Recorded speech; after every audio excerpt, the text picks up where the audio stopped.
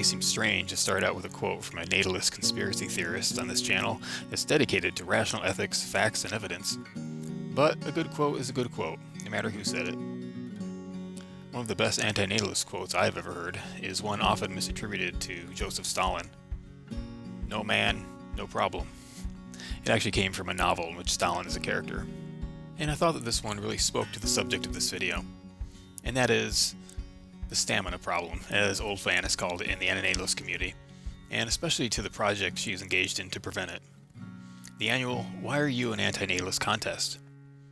I was shocked when I spoke to her during my interview on the Exploring Antinatalism podcast that the overwhelming majority of first antinatalist videos published to YouTube because of the contest are now lost. By lost, I mean that the uploader deleted the videos themselves. Why is a question I can't answer here. I'm sure it's personal for each of those individuals. Fear seems to be a big motivation, as it is to all of us in life. But this video is not about those people. This video is for those of you who have submitted videos and kept them up. First, you took the time to compose your thoughts and articulate them in video form. You uploaded your video to YouTube, and then you kept it up for years for others to watch and consume. There was recently some controversy when a TikTok content creator called That Vegan Teacher said that coming out of the closet, if you will, as a vegan, to your community can be as dramatic as coming out as gay. She got a lot of pushback for that, even though I have heard such sentiments from people other than her. Many people see it as a rejection of their traditional values, and may even take it personally. A recent study found that in mainstream culture, ethical vegans are despised as much as junkies. So imagine antinatalists, some of whom were also vegans. Where would they stand? Below drug addicts, I'm quite sure. Coming out as an atheist can also be very destructive to our relationships with traditional parents and friends. I saw the light go out of my relative's eyes when I told them I got sterilized. I'm not just ending the continuity of my genetics, I'm rejecting their whole way of life. Antinatalist activists can even sometimes come under fire by critics in their own community. They say that making videos for YouTube, creating memes for social media sites like Reddit and Facebook, and discussing anti-procreation philosophy in forums, books, and magazines isn't doing enough.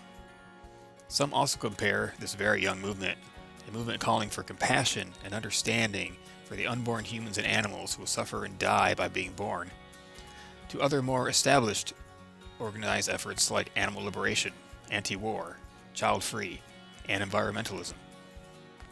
These movements, which are still important, are not as effective as antinatalism, because nothing is as effective as preventing suffering than never creating it in the first place.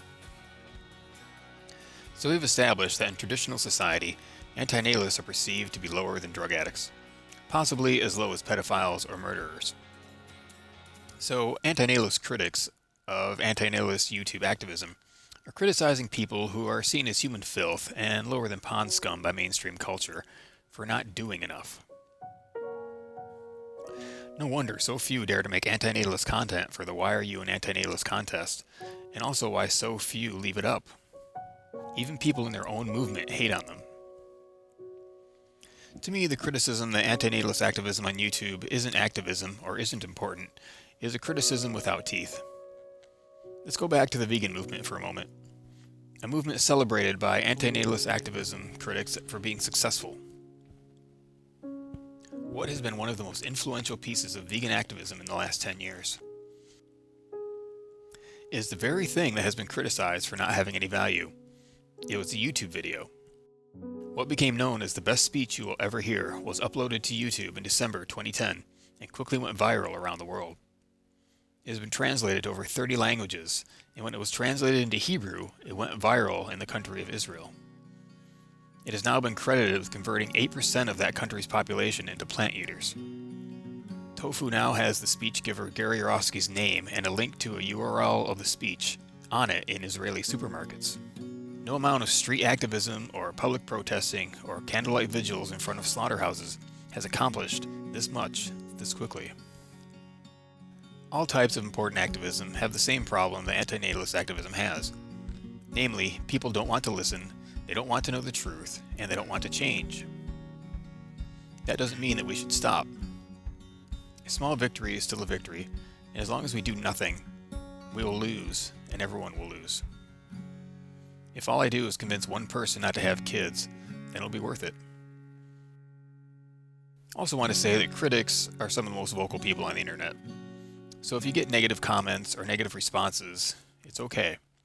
For every critic, there are 100 more silently cheering you on. You may never even find out how your words impacted someone else's life. So I wanted to offer this tribute to all of the antinatalist videographers out there who have created a Why I Am an Antinatalist video for the ForeverWolfFilms annual contest, to let you know that you are appreciated. This is perhaps the best way to reach people, and you are doing good in the world. You are activists, not defeatist naysayers. There will be some antinatalists left out of this tribute, and that is because so many people have uploaded videos in the past and have since deleted them. In a way, it is also trolling the community, but I understand that fear and intimidation can cause havoc with our fragile psyches. But for those of you who have kept your videos up, and especially to those who have put a face to the philosophy, the unborn would certainly thank you if they could. Watching videos is the new reading for all intents and purposes. People really underestimate the power of the visual image. The more videos you make, the more visible we will become. I do not necessarily endorse the videographers in this tribute. Some of them are the vocal critics of this movement I spoke of earlier. Some of them are even speciesist, but they contributed to this important contest, so that's why they are featured. Obviously, you should take old fans' advice and make sure that you know what antinatalism is before you hit record. An antinatalist is someone who understands that procreation, under any circumstances, is unethical. So, if you share this understanding, then why don't you turn on your camera and make a video for this year to make your voice heard? So this is the Why Are You an Antinatalist contest.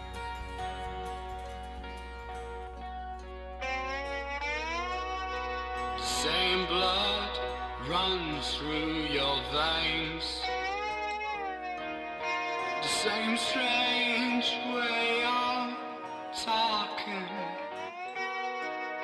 The same thoughts sink through your pillow.